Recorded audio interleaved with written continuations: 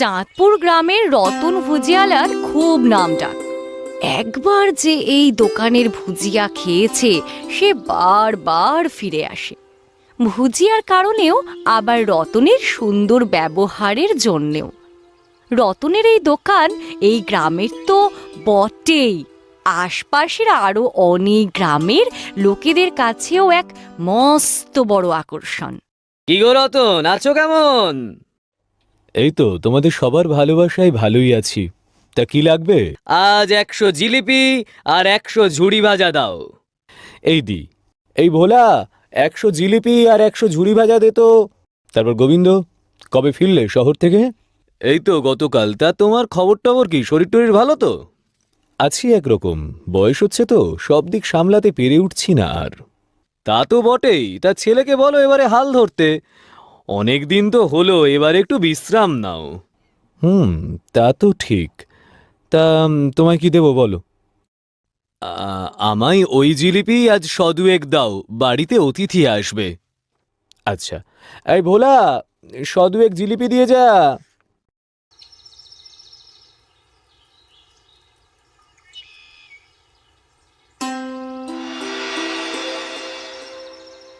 এবারে একটু হাত পা ছড়িয়ে জিরোই। এখন অত বেশি আসবে না, ভেতরে গিয়ে একটু বিশ্রাম নেই। মোহনকে এখন একটু বসতে বলি। ভোলা, আমি একটু ভেতরে যাচ্ছি, দাদাবাবুকে পাঠিয়ে দিচ্ছি। রতনের ভুজিয়া, তার দোকানের জিলিপি মিষ্টির এত খ্যাতির আসল কারণ তার দোকানের এই রান্নাঘর আর তার পুরনো কারিগর দিনু। রতনের ছেলে মোহনের দায়িত্বে রয়েছে এই ঘর, কিন্তু তাকে দেখে মনে হয় সে একটু বিরক্ত।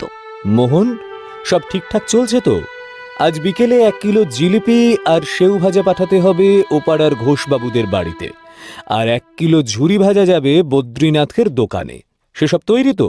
হ্যাঁ বাবা, সেসব তো তৈরি, কিন্তু বলছিলাম যে বলো। মানে ঘোষবাবুদের বাড়িতে জিলিপি তো সব আজ নতুন ঘিয়ের টিন কেটে তৈরি হলো। হ্যাঁ, তাই তো হবে, তাই তো চেয়েছিলেন ওরা। তেলে ভাজা তো চাননি?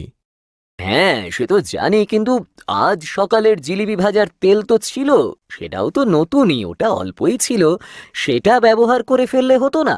তাহলে ঘি কম খরচা হতো আর তেলটাও থাকতো না। দিনু কাকুকে বলা সত্ত্বেও কিছুতে করতে রাজি হলেন না। মানে ঘোষবাবুরা তো ঘিয়ের হিসেবেই আগাম টাকা দিয়ে দিয়েছেন, সেখানে ঘিয়ের সঙ্গে তেল মিশাবো কি করে? দিনু তো ঠিকই করেছে। আমি আপনাকে ঠিক বোঝাতে পারলাম না বাবা। আমি বলছি না পুরোটাই তেল দিতে, আমি বলছি আমরা যদি ঘিয়ের সঙ্গে অল্প তেল মিশিয়ে তৈরি করতাম তাহলে সেটা তো ওনারা বুঝতে পারতেন না, আর আমাদেরও কিছু লাভ হতো। কি বলছো মোহন? আমার ছেলে হয়ে তুমি কথা বলতে পারলে? সামান্য লাভের জন্য ভেজাল মেশাবো? আমাদের দোকানের যাবতীয় সুনাম শুধু খাবারের গুণমান আর আমাদের সততার কারণে। তুমি সেখানে এরকম কথা বলতে পারো কি করে? আমি খুব সামান্য মেশানোর কথা বলেছি বাবা, এমন নয় যে পুরোটাই তাই করতে হবে। খুব অল্প যদি। অল্প নয়, বেশি নয়, একটুও নয়। বুঝেছো তুমি? কোনো রকম ভাবে কোনো অসততা চলবে না, বুঝেছো? আমি বাড়ি যাচ্ছি, দোকানে ভোলা থাকছে, কিন্তু তুমিও গিয়ে বসো। আর কোনো রকমের কোনো অসততা যেন না হয়, বুঝেছো?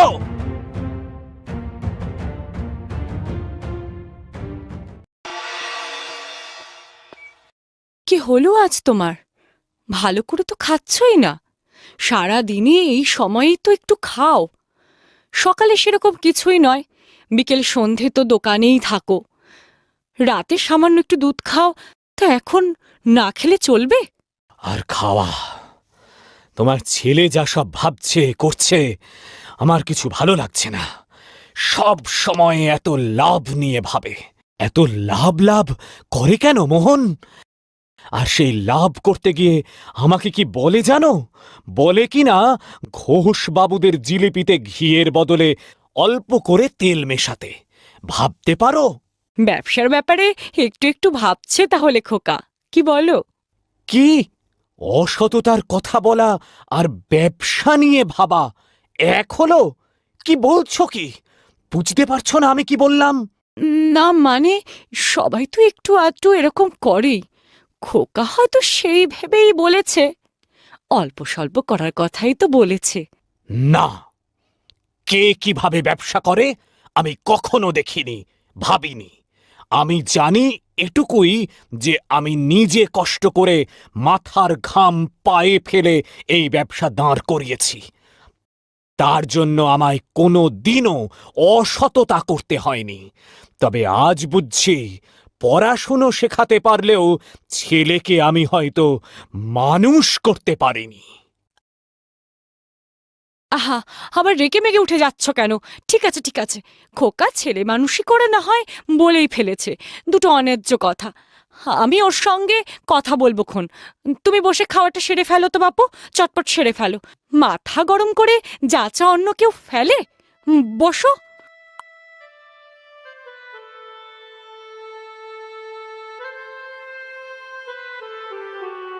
আবার কি হলো বলো তো? না, কিছুই না মোহনের মা। দুঃখ এটা এই যে তুমিও বুঝতে চাও না যে তোমার ছেলে আসলে বড্ড লোভী। কম পরিশ্রমে বেশি উপার্জনের সহজ যে রাস্তায় হাঁটতে চায়। এভাবে হয় না। আচ্ছা আচ্ছা, সে আমি বুঝেছি। আমি বলছি তো, আমি দেখছি। তুমি এখন খাও।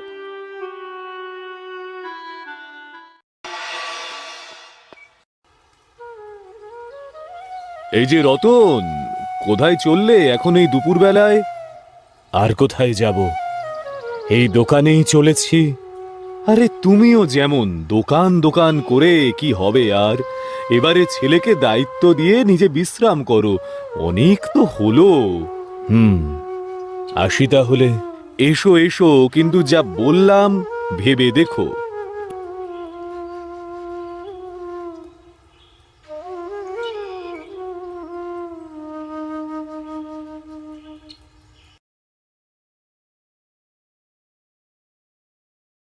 এসো দিনু, ওদিকে তোমাদের কি খবর? যা যা সব পাঠাতে হবে সেসব করে ফেলেছ তো? হ্যাঁ কর্তা। নিত্য বিকেলে দোকানের যা যা হয় সেসবও তৈরি তো? হ্যাঁ কর্তা।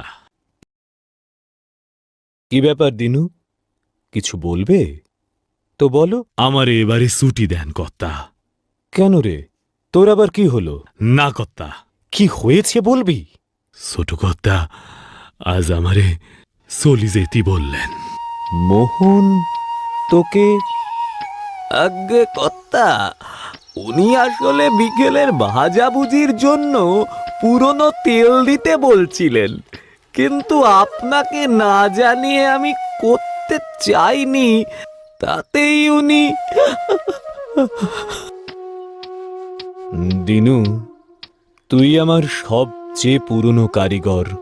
তুই এক কাজ কর, কদিন বাড়িতে একটু বিশ্রাম কর। পারলে তোর মেয়ের বাড়ি থেকে ঘুরে আয়। কত আমার কাজ? তোর কাজ যেমন আছে তেমনই থাকবে। কয়েকটা দিন তুই একটু সময় দে। আচ্ছা কথা, আপনি যা বলেন। দিনু, দিনু শোন, এই কটা টাকা রাখ কদিনের জন্য, খবর পেলে আসিস। যে আজ্ঞে কর্তা। আজ সন্ধ্যের বিকিকিনির পরে দোকান বন্ধ করে রতন বাড়ির দিকে রওনা দেয়। দিনুকেই শুধু নয়, সে আজ ভোলাকেও কয়েক দিনের ছুটিতে পাঠিয়ে দিয়েছে। মোহন, তাহলে কাল থেকে দোকানের দায়িত্ব তোমার। আমি এবার একটু বিশ্রাম নেব। সত্যি বাবা, কাল থেকেই? হ্যাঁ, কাল থেকেই। দেরি করে কি লাভ? ঠিক আছে বাবা, আমি তাহলে কাল সকাল থেকেই যাচ্ছি।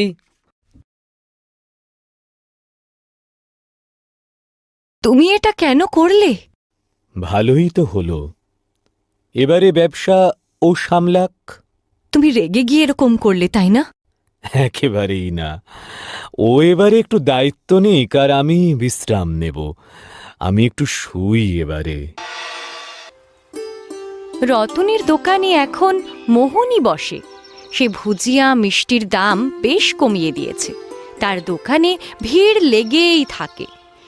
পুরনো লোকেরা প্রায় কেউই নেই। নতুন কারিগর, নতুন কর্মচারী। আরে গোবিন্দ কাকা, কি খবর? এই তো ঠিক। আজ কি নেবেন, জিলিপি নাকি অল্প করে সেউ ভাজা দিতে বলি? না বাবা, পরশুদিন জিলিপি নিয়ে গেছিলাম, জিলিপিতে কেমন একটু গন্ধ পেলাম আর খেয়ে গলা বুক জ্বলছিল। আজ আর নেব না। আ আচ্ছা, আসি বাবা।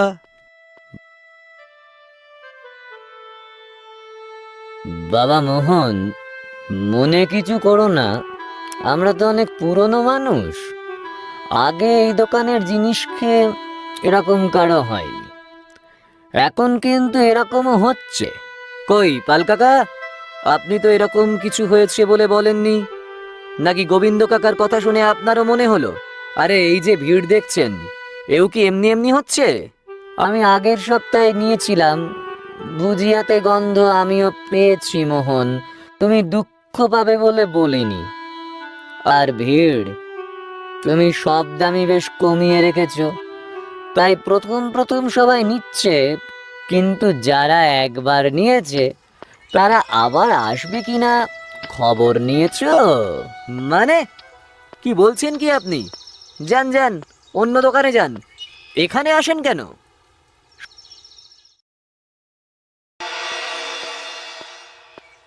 শোন বিশু, গতকাল সকালের ভুজিয়ার যে তেল রয়ে গেছে সেটা আজ বিকেলের জিলিপিতে দিয়ে দিস।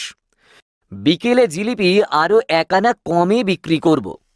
আর গত সপ্তাহে যে ঘিয়ের টিন কাটা হলো সেখান থেকে অল্প করে নিয়ে কাল সকালের জিলিপিতে দিস। সকালে দাম কিছুটা বাড়িয়ে দেব। যা বলেছেন কর্তা। যা তাহলে, যা বললাম কর গিয়ে। একটু এদিক ওদিক করে চালানোতে ব্যবসা তো বেশ ফুলে ফেঁপেই উঠছে। 1 মাসে দোকানের যা লাভ করিয়েছি, বাবা পারতেন? বাবা, এই শর্মা ব্যবসা কম বোঝে না, সততা সততা করে হবেটা কি? কই এমন ময়রা, বাইরে এসো। যা তা জিনিস বেচে ঘরে গিয়ে সেঁদুলে চলবে? আমাদের সব জাতা খাইয়ে ভেবেছ পার পাবে? একবার বাইরে আয়, দেখে নিচ্ছি আমাদের কি ভেবেছ কি। দাদাবাবু, শিগগির করি রসুই ঘরের পেছনের দরজা দিয়ে ঘরে চলে যান। গ্রামের সব লোক এসে আরো আসতেছে। আমাদের জিনিস খেয়ে ও পাড়ার ঘোষবাবুদের বাড়ি, রায়বাবুদের বাড়ির সবাই অসুস্থ হয়েছে। গ্রামে আরো সব অসুস্থ হতিছে, সবই দিক বানেই আসতেছে। পালান দাদাবাবু, পালান। কোথায় যাব? বাড়িতে বড় কর্তাবাবুর কাছে যাও। যাও দাদাবাবু যাও, আমিও যাই।